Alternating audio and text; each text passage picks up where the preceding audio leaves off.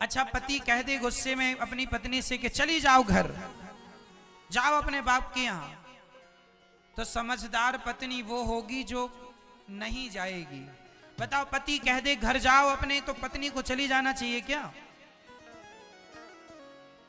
अरे भाई आप लोग कहते हो महाराज हमारी भी तो कोई इज्जत है, कब तक अपमान सहेंगे पति का? अरे भाई अब ये अपमान और सम्मान की बातें डिलीट कर दो मेरी माँ। इस तुम्हारे अपमान और सम्मान के चक्कर में ही रिश्ते टूट जाते हैं। अब कोई अपमान नहीं, अब क्या अपमान और क्या सम्मान, पति से क्या अपमान और क्या सम्मान।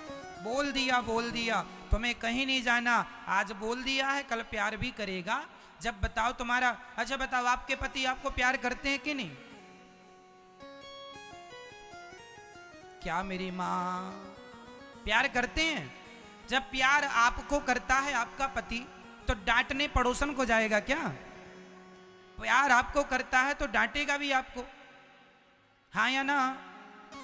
बोलो हाँ कि ना? फिर जब प्यार करेगा आपको तो डांटेगा भी आपको। सुन लो, अब आप लोग छोटी छोटी बातों में झोला उठाई और मैं मायके चली जाऊंगी तुम देखते रहियो। अब जरा सी बात हुई, झोला उठाए मायके चली गई। ये सब गलत, इससे रिश्ते और टूटेंगे। पति कैसा भी हो उसे समझाओ और पति के पास ही रहो। कई लड़की कई स्त्री अपने पति को छोड़ के अपनी माँ के पास रहती हैं। माँ के संग तुम्हारी जिंदगी ना गुजरेगी, जिंदगी तो पति के साथ ही गुजरेगी। इसलिए माँ के साथ ज्यादा ना रहो, शादी के बाद हम पति के साथ रहो, माँ के साथ नहीं। कई बेटियां अपनी माँ के साथ रहती और माँ भी कम नहीं है। बेटी मैं तुझे रोता हुआ नहीं देख सकती, मेरी जिगर की टुकड़ी। लो, अरे मेरी माँ, गृहस्थ जीवन में तो हंसना रोना लगा है, क्या सीता माता को दुख नहीं आया? अब जनक जी कहते, ए राम जी मेरी सीता को तुमने बड़ा दुख दिया, चल बेटी सीता झोला तैयार कर, मैं तुझे जनकपुर ले चलता हूं, जब राम जी का वनवास हो जाए तो भेज दूंगा।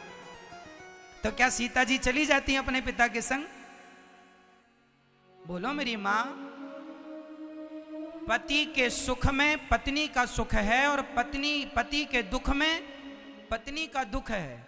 पति सुखी तो पत्नी सुखी, पति दुखी तो पत्नी दुखी। अब ये थोड़ी होता है कि जरा जरा सी बात में ये मम्मियां ज्यादा टांग लगाती हैं। बेटी क्या सब ठीक है ससुराल में? ना माँ, पति हमारे थोड़ा सुनते नहीं है, माँ की सुनते ज्यादा है। अच्छा जरा दामाद जी से बात तो कराना हमारी। दामाद जी शादी हुई थी, 10 लाख दिया, 10 लाख हमने खरीदा है आपको। अपनी माँ की नहीं सुनना, हमारी पत्नी हमारी बेटी की सुना करो। नहीं हम अपनी बेटी को बुला लेंगे। लो भैया माँ ने बुला लिया, बेटी आजा। आ गई बेटी। अब एक दिन पति का फोन आया अपनी पत्नी के लिए, सुनती हो कब आओगी? पत्नी ने, माँ माँ फोन आया उनका। क्या कहूं? माँ ने कहा कह दे आप आओगे नाक रगड़ते हुए तब जाऊंगी। लो भैया पति आया, नाक रगड़। आजकल की पत्नियां यही चाहती हैं मेरा पति नाक रगड़े। तुम अपने पति को ना, पति ऐसा लगता नहीं पति है ये, ऐसा लगता कुत्ता वुत्ता है। जब चाहे जब नाक रगड़वा दिया, जब चाहे जो कह दिया। माँ से भी गाली पड़वा दी, बाप से भी गाली पड़वा दी और कहती हो भगवान है। अरे कोई ऐसा, मेरी माँ पति का आदर किया करो, पति का सम्मान किया करो। और तुम्हारी माँ का कोई अधिकार नहीं है। माता सती उस यज्ञ में जलकर समाप्त हो गई थी जिस यज्ञ में उनके पति का। एक स्त्री वही स्त्री है जो अपना अपमान सह ले पर अपने पति का अपमान ना सहे। वो नारी कोई नारी ही नहीं है जो अपने पति का अपमान करे और कराए। तो आप में से कितनी माताएं ये चाहती हैं कि आपका पति नाक रगड़े आपकी मां के आगे?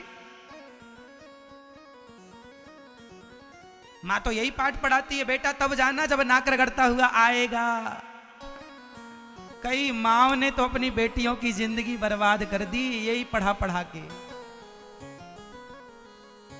हाँ या ना? हाँ। ऐसी नारियां कैकई जैसी होती हैं। कैकई के आगे दशरथ जी नाक रगड़ रहे हैं, राम को वनवास ना भेजो, कैकई मैं मर जाऊंगा। कैकई बोली कल मरने वाले आज ही मर जाओ। ऐसी भी पत्नियां पाई जाती हैं, बताओ।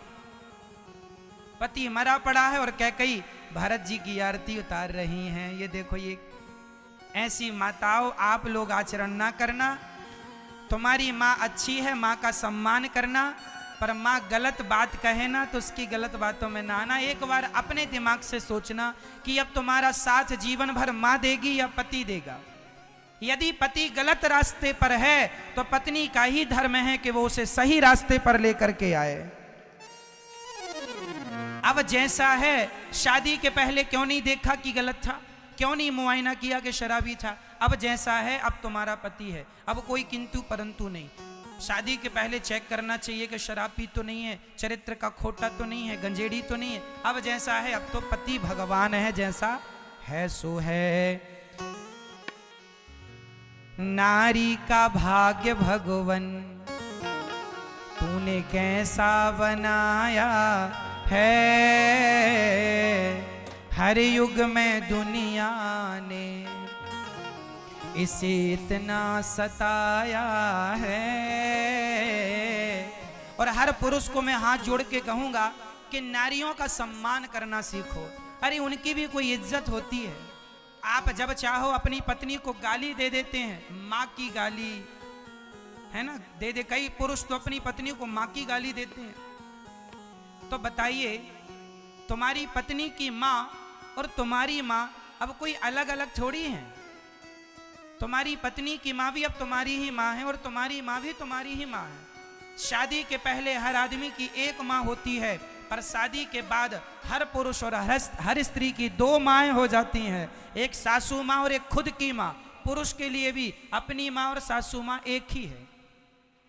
इसलिए पत्नी का सम्मान किया करो, पत्नी का आदर किया करो। यत्र नार्यस्तु पूज्यन्ते, कहते हैं जिसके घर में नारी सदा प्रसन्न होती है उसके घर में लक्ष्मी का वास होता है। जिसके घर की पत्नी सदा रोती रहती है उसके घर में कभी लक्ष्मी माता का प्रवेश नहीं होता। इसलिए पत्नी का आदर करना सीखिए। नारी समाज का, जात का आदर करिए। नारी 3 रूपों में पाई जाती है। माँ, नारी माँ के रूप में, बहन के रूप में, बेटी के रूप में और चौथा पत्नी के रूप में। इन 4 रूपों में आपको नारी का सम्मान करना चाहिए। माँ है, आदर करो माँ का। बहन है, आदर करो बहन का। बेटी है, सम्मान करो उसका। और पत्नी है, नारी जो है पांव की जूती नहीं, नारी माथे की पगड़ी हुआ करती है, सम्मान हुआ करती है, गौरव हुआ करती है। दो खानदानों की लाज कंधों पर होती है। जनक जी सीता माता को देखते हैं ना जंगल में, माता सीता के बाल जटा बन चुके हैं, मोटी मोटी जटाएं लटक रही हैं। जब माता सीता के बाल बिल्कुल रेशमी थे लेकिन जटाएं बने, जनक जी ने देखा तो जनक जी की आंखों में आंसू आ गए बेटी को देखकर। तो किसी ने पूछा, जनक जी क्यों रो रहे हो, बेटी की ये दुर्दशा देख के रो रहे हो? जनक जी बोले, मैं इसलिए नहीं रो रहा हूं कि सीता जंगल क्यों आ गई, वनवास में ऐसी हालत क्यों कर ली इसने। अरे रो इसलिए रहा हूं, वाह मेरी बेटी, धन्य हो तुम, मैं धन्य हूं जो तुम जैसी बेटी को पाया। तुमने दोनों कुलों को पवित्र